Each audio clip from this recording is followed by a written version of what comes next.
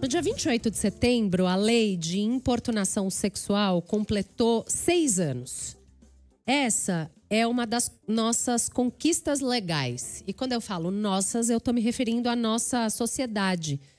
Uma das nossas conquistas legais dos últimos 15, 20 anos, depois que mulheres se organizaram, fizeram campanhas, movimentos que pautaram a violência contra as mulheres como um problema grave a ser debatido e a ser combatido.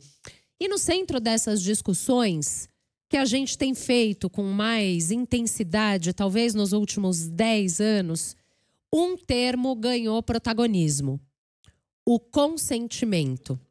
E o consentimento foi objeto de estudo de Arielle Sagrillo Scarpati, Beatriz Acioli Lins e Silvia Chaquian. Nesse livro aqui, Precisamos Falar de Consentimento, uma conversa descomplicada sobre violência sexual, além do sim e do não, uma publicação da Bazar do Tempo.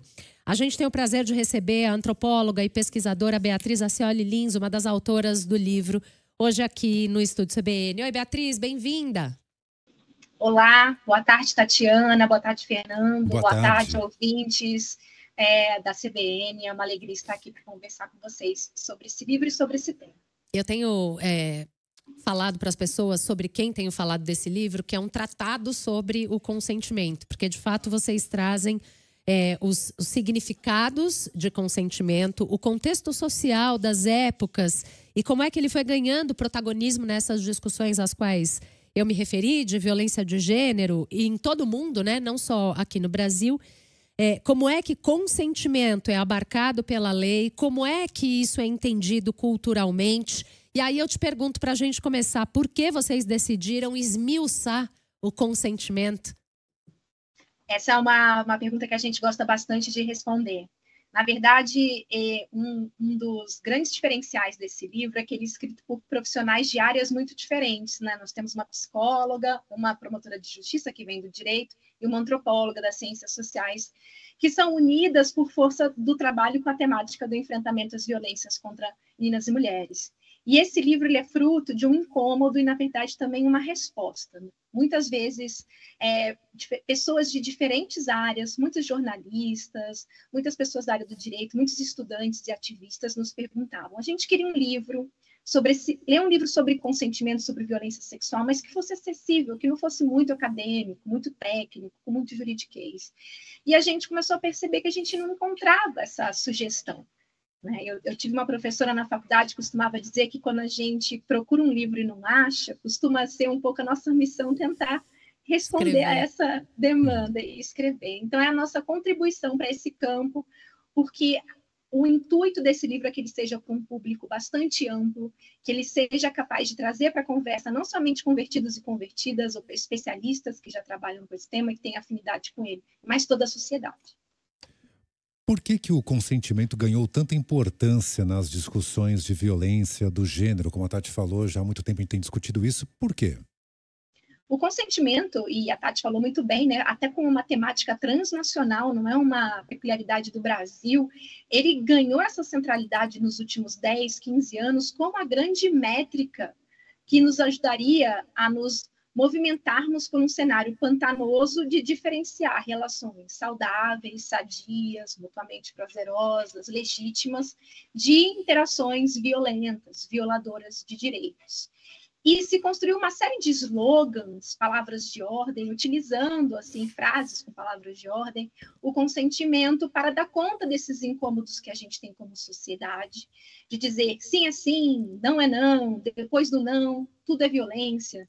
Então, o consentimento ele é uma ferramenta que nos ajuda, enquanto sociedade, a começar essas conversas. O nosso argumento no livro é que ele é uma ferramenta inicial, ele não dá conta das complexidades, ele é importante sim, mas a gente não pode se contentar somente com consentimento, porque primeiro a gente tem conversado muito superficialmente sobre ele, o que consiste consentir, que consentimento é válido, em que condições se constrói o consentimento, e além disso, para além de consentimento, a gente também precisa falar sobre desigualdades, autonomia, vontade e prazer. O consentimento é uma métrica muito simplória para dar conta de uma realidade tão complexa que é a sexualidade humana.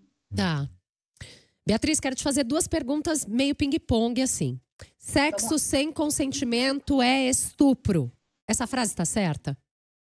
Essa frase, a gente costuma dizer no livro que depende. Mas, via de regra, essa frase, sexo sem consentimento, é estupro. Agora, se a gente falar sexo com consentimento não é estupro, aí eu vou te dizer, depende. Depende de como esse consentimento foi construído e se ele tem validade ou não. Não é não, só sim é sim. As 2 frases parecem dizer a mesma coisa, mas elas podem ser entendidas de maneira diferente, como vocês dizem bem no livro. Essas 2 frases, não é não, só sim é sim, dão conta de abarcar o significado de consentimento e por quê? Não. Porque, bom, o sim pode ser dado em uma série de circunstâncias em que, na verdade, ele está ali escondendo uma incapacidade de dizer não. Uma pessoa que está em situação de ameaça, uma pessoa que está numa relação afetiva, que ela entende que se ela disser não, ela vai ter consequências daquilo, às vezes violenta, ela pode dizer sim, e esse sim não ter validade. Uma pessoa que está incapacitada, seja momentaneamente, ou seja, com um comprometimento mais duradouro, esse sim não tem validade. Uma pessoa menor de 14 anos na legislação brasileira, esse sim não tem validade. Então, o sim é sim, não é uma meta, não é um slogan que dá conta do que a gente precisa para conversar sobre esse tema. Beatriz, o consentimento pode ser presumido, quer dizer, vamos pegar aqui uma cena de um homem que interpreta errado um sinal de uma mulher e segue além da linha. Esse consentimento pode ser presumido ou não? Essa é uma pergunta muito interessante, né, Fernando? Porque a gente tem acompanhado em casos de grande repercussão justamente esse argumento por parte dos acusados, né? Eu não entendi que aquilo era cruzar um limite. Eu não entendi que não havia consentimento ali. Então, se eu não tive a intenção, não foi uma violação.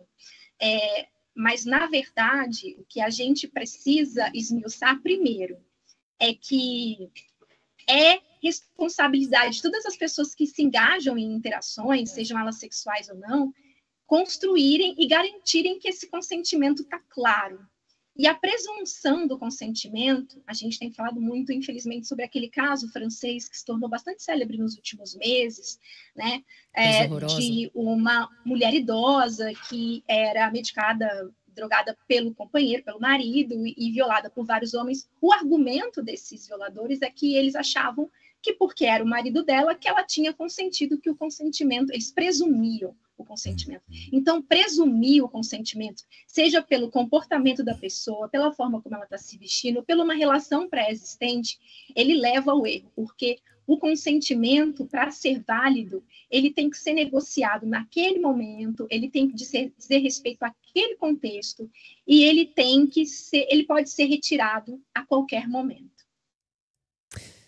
Você falou, quando eu perguntei não é não, só sim é sim, se essas frases dão conta de abarcar o significado de consentimento, você falou de desigualdades, Beatriz, e eu acho que esse é o pulo do gato quando a gente fala sobre consentimento. Como questões de desigualdade e de desequilíbrio de poder entre os gêneros podem impactar na possibilidade de negociação e de produção do consentimento, porque aqui a gente está falando de pessoas, de relações, de intimidades que não se dão exatamente nem da mesma maneira e nem com a mesma clareza, dependendo da dupla ali, da parceria. Eu queria que você falasse um pouco sobre como essas desigualdades podem impactar esses relacionamentos, porque o consentimento não é algo que o homem pede e a mulher dá. É algo que é construído conjuntamente como as relações sexuais, né? Deveria ser, né, Tati? Deveria. Acho que esse é o nosso desejo. E é interessante essa sua pergunta, porque o que é o consentimento intuitivo? Brinquemos assim, né? Ele é uma autorização. E uma autorização que é dada para que uma certa ação aconteça. Mas ele tem umas certas premissas para que ele seja considerado válido. E uma dessas premissas é que as pessoas que estão ali engajadas naquela decisão, naquele acordo, naquela autorização, elas estejam em condições iguais de liberdade, de autonomia e tenham conhecimento sobre as consequências daquele ato. E se a gente olhar para uma sociedade tão desigual, de tantas maneiras como a nossa, será que algumas dessas premissas não são fadadas ao fracasso? Se a gente pensar em desigualdades socioeconômicas, alguém em uma situação de extrema vulnerabilidade, essa pessoa pode consentir, pode dizer não? Para alguém que tem pergunta, mais poder que ela. ou que às vezes é responsável pela vida material dela, né? Pensamos uma mulher que é completamente dependente financeira de um companheiro. Ela sente que ela pode dizer não, né? Essa autorização que ela dá, ela expressa a vontade, o desejo e o prazer dela? Não. Ela pode expressar uma situação em que ela sente que ela não pode dizer não. E se a gente pensar nas relações de gênero, nós mulheres somos muito criadas e orientadas para satisfazer as vontades dos nossos companheiros, para fazer a manutenção dos vínculos amorosos. Então, infelizmente, tanto eu quanto a Arielle quanto a Silvia, a gente encontra em muito do nosso trabalho mulheres que contam ou se deparam depois com a situação de que ou consentiram a contragosto, porque acharam que não podiam dizer não, porque estavam numa relação afetiva, amorosa, um namoro, um casamento, ou que sequer imaginavam que podiam dizer não, que entendiam que aquilo era uma espécie de obrigação. Então, as desigualdades, sejam elas socioeconômicas, as desigualdades raciais no Brasil, mas em especial as desigualdades nos estereótipos e expectativas de gênero, nos conduzem a essas situações em que o consentimento perde a validade. Beatriz, a Silvia Chaquian não pôde estar com a gente aqui ao vivo, mas ela gravou aqui uma participação, ela que é promotora de justiça do Ministério Público de São Paulo, também é autora desse livro com vocês, mas ela fala um pouquinho sobre como as crenças machistas e ultrapassadas impactam no sistema de justiça. E gravou um áudio pra gente, a gente vai ouvir agora.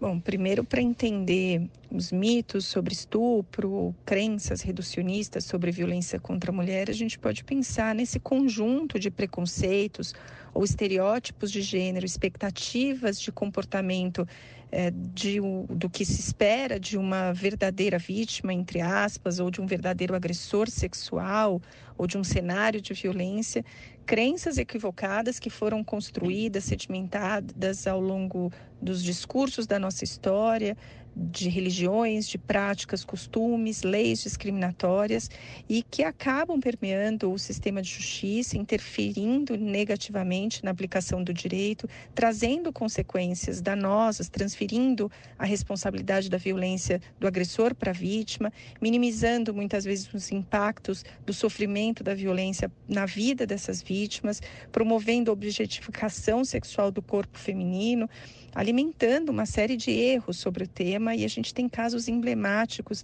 aí que demonstram, casos midiáticos, caso Robinho e outros que vão nos mostrar, Daniel Alves, do uso desses mitos de forma consciente como estratégia defensiva. Esses casos, aliás, que ganharam repercussão na mídia, envolvendo homens em posição de poder, seja empresários, médicos, artistas, líderes religiosos, eles materializam as discussões sobre consentimento para muito além dos cenários do não é não ou somente o sim é sim, porque são casos que permitem identificar como a questão está diretamente relacionada às desigualdades e relações de poder. São casos que exemplificam como o abuso da condição de vulnerabilidade das vítimas para a imposição do ato sexual nem sempre se dá de forma escancarada, sob o olhar de testemunhas e com emprego de força física ou ameaça. Muito pelo contrário. São muitos os contextos em que as vítimas silenciam, paralisam ou eventualmente podem até dizer sim, o que não torna essa relação menos abusiva e violenta, porque não há consentimento válido quando a submissão por medo, por manipulação psicológica, coação moral, abuso da fé ou outras circunstâncias que nós também tratamos no livro. Bom, essa então, Silvia Chaquian, promotora de justiça do Ministério Público de São Paulo. Beatriz, você quer complementar? Eu acho que falar depois da Silvinha é sempre um desafio, né? Super organizado o pensamento dela, mas é importante, sobretudo a gente que está vivendo uma série de denúncias de casos muito famosos, envolvendo homens que têm poder, que tem uma questão que a gente aborda nos livros, inclusive da qual eu gosto muito de conversar sobre, que é sobre os mitos de estupro. E um deles é que o estupro, a violência sexual, ela se dá naquele cenário do beco escuro, do homem que aborda, do desconhecido que aborda a mulher com uma faca, com uma arma, e que do outro lado estaria a relação consensual, consentida, mutuamente prazerosa, amplamente comunicada entre parceiros. E esses dois cenários, eles são muito improváveis do ponto de vista estatístico. A gente sabe que a maior parte da vida acontece entre os dois, no meio, nessas zonas cinzentas. E quando a gente está falando de homens que têm status de celebridade, a reação é sempre pensar, poxa, mas eu admirava esse homem, né? Eu concordo com ele politicamente, ele me representa, como se o agressor sexual fosse uma espécie de monstro muito capaz de ser identificado. Isso é muito importante. Desculpa, Beatriz, isso é muito importante, essa coisa do monstro, como se fosse... Eu acho que essa é uma tentativa dos homens de se diferenciar de quem é acusado de estupro, para dizer, ele é um monstro, eu não. Mas pode ser, a verdade é que pode ser um homem qualquer, né? A verdade é que, em geral, e pode ser alguém muito bem quisto pela sociedade, pode ser alguém que é um bom profissional, um amigo bacana, um colega de trabalho super sério, e pode ser também um agressor sexual.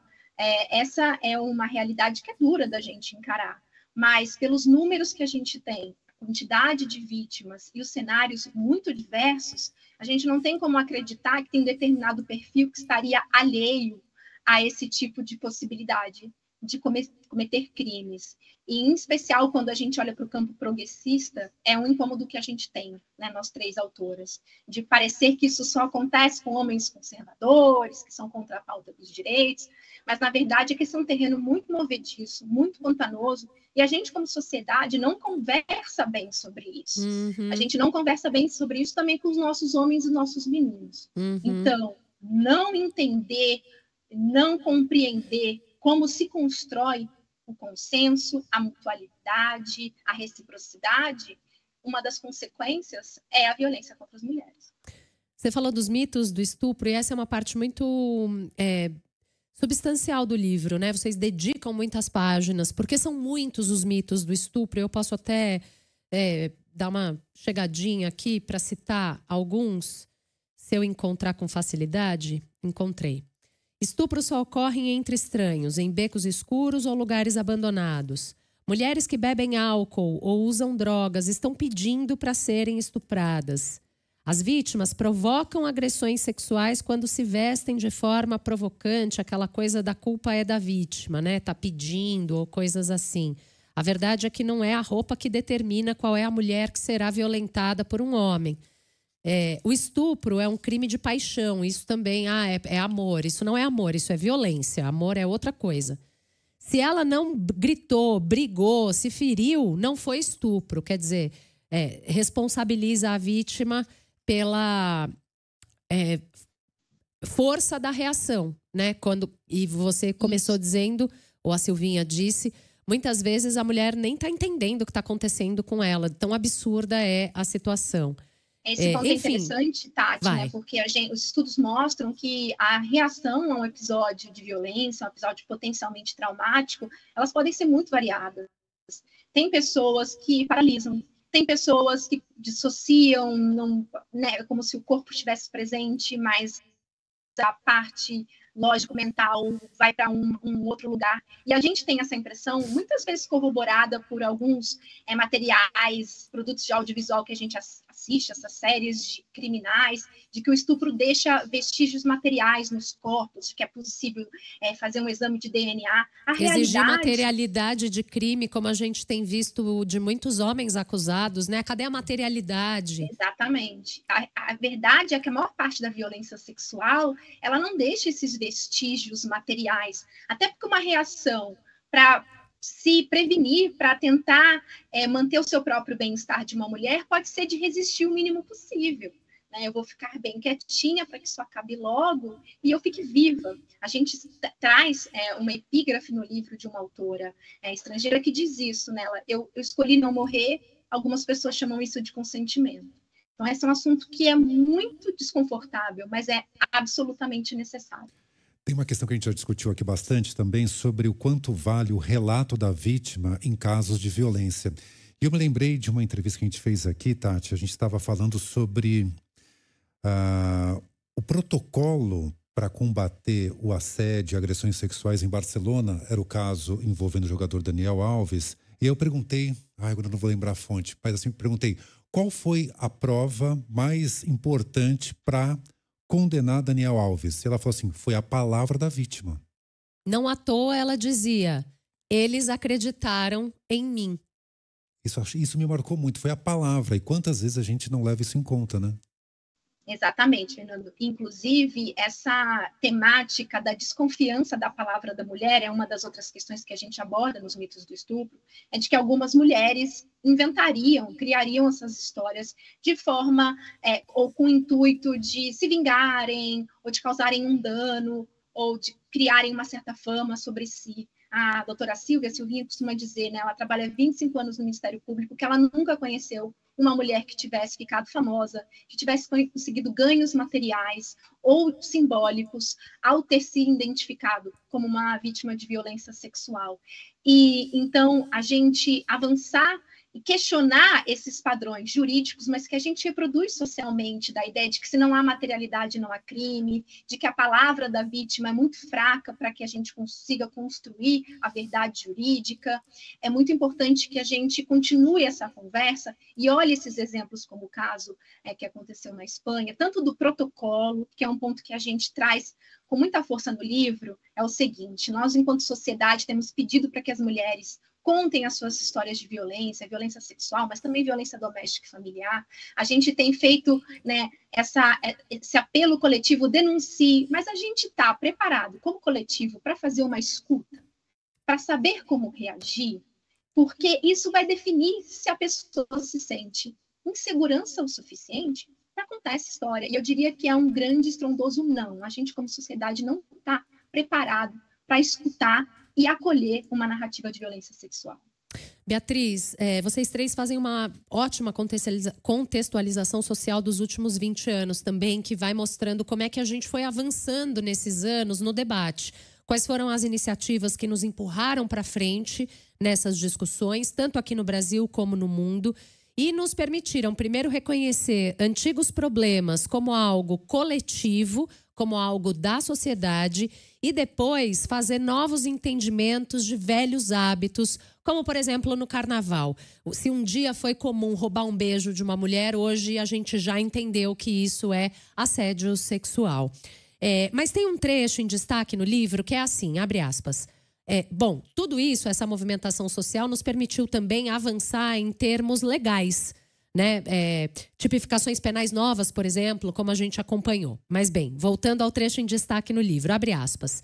Toda lei, não custa lembrar, precisa de esforços contínuos para que se torne prática e a população sinta seus efeitos, fecha aspas. Apesar desses avanços dos últimos 20 anos, a gente tem visto mais recentemente uma cruzada misógina de extrema-direita, de parte da direita, contra a Lei Maria da Penha, contra a própria Maria da Penha. Ano após ano, a gente tem dados crescentes de feminicídio, de violência contra as mulheres. Na semana passada, o presidente Lula sancionou um pacote que deixa mais rigorosas as penas para violência contra a mulher, o que já ouvi Silvia Chaquian na Flip dizer que só o aumento da pena não vai, infelizmente, fazer os índices de feminicídio caírem. Te pergunto, onde é que a gente deixou de avançar? O que é que faltou fazer? O que é que ainda precisa ser melhorado para a gente não retroceder nesses avanços e transformar, de fato, o entendimento social a respeito de desigualdade de gênero? A gente vai ter que reaprender sobre sexo? Tati, eu vou escolher dois caminhos para essa resposta, porque ela tem uma série, né, de possibilidades, mas para a gente ter um fio lógico e conseguir acompanhar. A gente precisa incorporar socialmente, mas também nas nossas políticas públicas, que a resposta à violência não pode ser somente a resposta jurídico-policial, em especial a resposta do direito penal.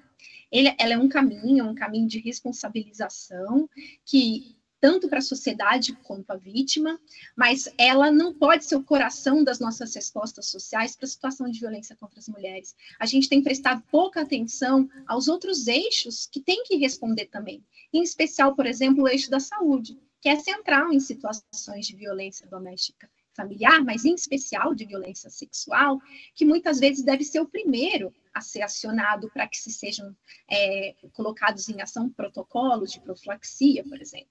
Tem um outro eixo que tem andado muito abandonado, tanto do ponto de vista das conversas que a gente tem tido sobre, quanto do ponto de vista orçamentário, que é o eixo assistencial. Em especial, a assistência social e a assistência psicológica. A Lei Maria da Penha, ela não é uma lei punitivista tão somente. Aliás, a maior parte do seu texto se trata de ser uma lei de proteção e acolhimento, uma lei que olha para o lugar da assistência, para o que a mulher precisa para reconstruir uma vida livre da violência. O que me leva para um segundo ponto, que é essa solução que é muito rápida, muitas vezes, que parece que dá conta de anseios punitivistas da sociedade, de aumentar penas, de tornar mais rigoroso, que pode ter efeitos contrários dos desejados, mas, além de tudo, que não traz rubricas orçamentárias. E lugar de prioridade não pode ser apenas no aumento de penas ou em tornar crimes mais graves. Ele tem que estar no orçamento prioritário do Estado.